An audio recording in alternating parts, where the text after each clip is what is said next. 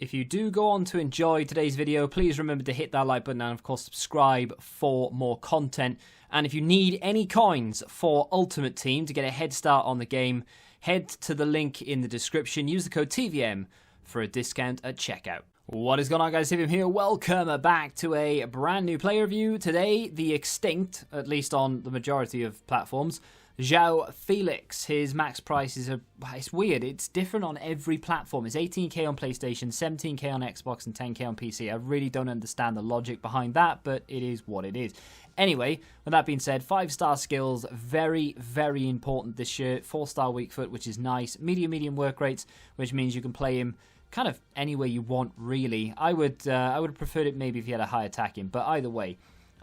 His stats aren't great on paper without a chem style. I mean, they're not bad. For an 81 rated card, he actually looks a lot better than some higher rated cards. So take it with a pinch of salt that when you look at it and think, well, this isn't good, that isn't good, it's not actually that bad. In-game, players play a lot different to what their in-game stats may suggest. And of course, we do have the option of putting chem styles on these players as well. So what can Joao Felix do, and what is the best position to play him in? That's going to be the question, because he's obviously centre forward, so you can play him as a cam, you can play him as a striker, you can play him as a winger, you could maybe even drop him down into the midfield. But where did I play him? Well, generally he played as a cam.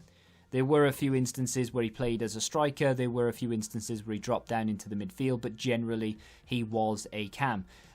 Not the fastest of players, 79 acceleration is not great, 83 sprint speed is okay, but you know, more often than not you're going to be okay with his speed. Speed this year is weird. It's going to take a little bit of getting used to, unless they patch it, of course, but it's just one of those where 70-something pace isn't actually that bad, and low 80s is much better than it used to be. He's got really good dribbling across the board, 85 agility, 80 balance, 83 reactions, ball control, and dribbling with 82 composure. We can't boost that composure no matter what we do, of course. We've discovered that recently, where chem styles don't boost composure anymore.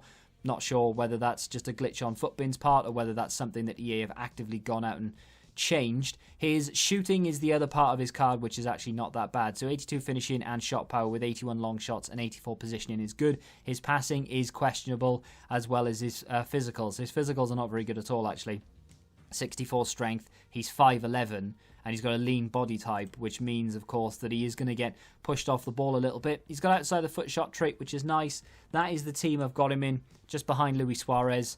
Rodrigo in there. I will look to maybe upgrade him. Saying that, I mean, I'm going to change the team an awful lot. It's not going to be the same team going forward, so I wouldn't get used to seeing that. But either way, the initial few games actually were not me reviewing him necessarily. I mean, I was, but I didn't have it in mind. I was still doing Luis Suarez, and I was trying to play with other players, and then I did this, and I thought, wow, that is That's gonna need me to stand up and take notice, really. His juggling ability is fantastic.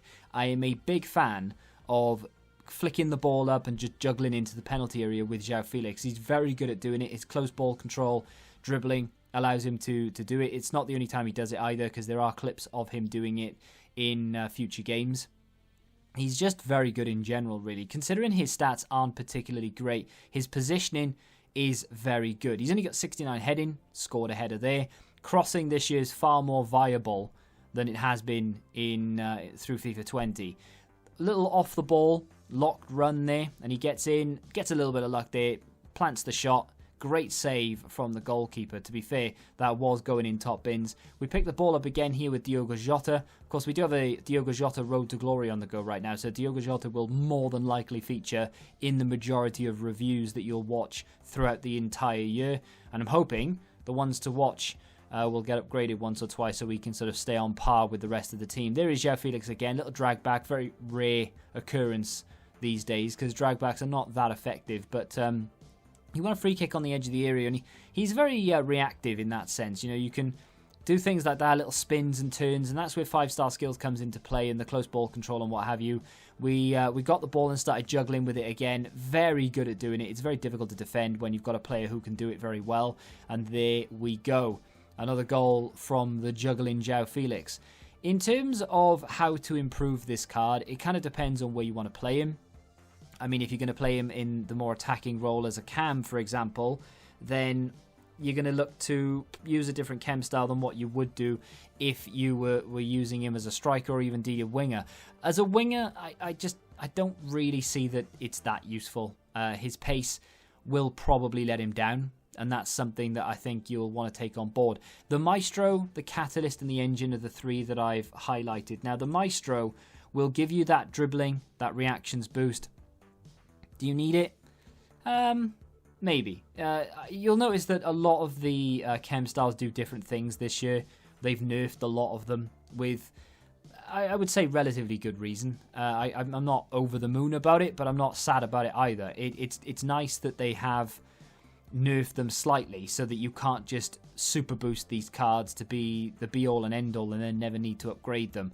So you get that reactions and dribbling with the Maestro. You also get a shot power long shot boost, and you get a little bit of a boost to the passing and the vision. The other chem style we have, of course, is the Catalyst. Now, the reason I say that is because if you want to play him as a winger, we mentioned already that his pace isn't really that great.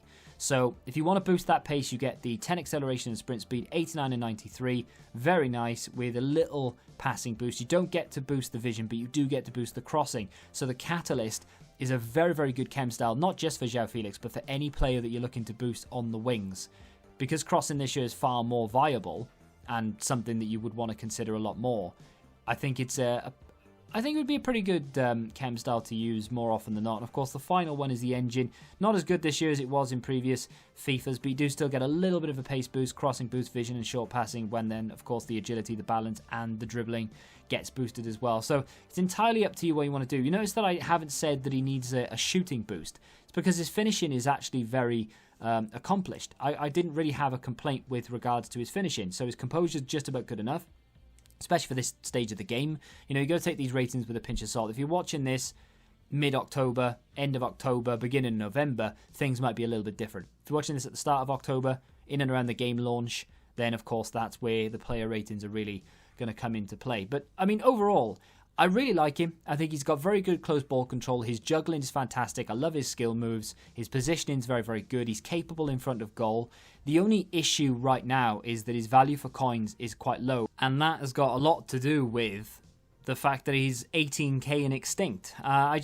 If he comes on the market for 18,000 coins, I think it might be worth picking him up, but only for investment purposes. I think 18,000 coins for this player is a bit of a risk to take, because even though, yeah, he's kind of worth it right now, because he is a good player, he is very enjoyable, he'll just drop off really quickly. So the problem with it is, yeah, you'll spend 18,000 now, you might be worth that for a few days, but then he'll just drop off, and he's an 81 rated card. You know, how long is he going to hold that price? That's the only concern that I have. Other than that, I do really like him, and you can play him in various positions. I'm going to keep holding him for now. Hopefully his price range goes up and I can make a little bit more off him. But I do think he's quite good, especially for starter teams if you've packed him or you've got him untradeable or anything like that. If you have enjoyed today's play review, though, do me a favour and hit that like button. Subscribe to the channel, of course, and until the next time, goodbye. Join the Betting Rebellion and find out what your football knowledge is really worth.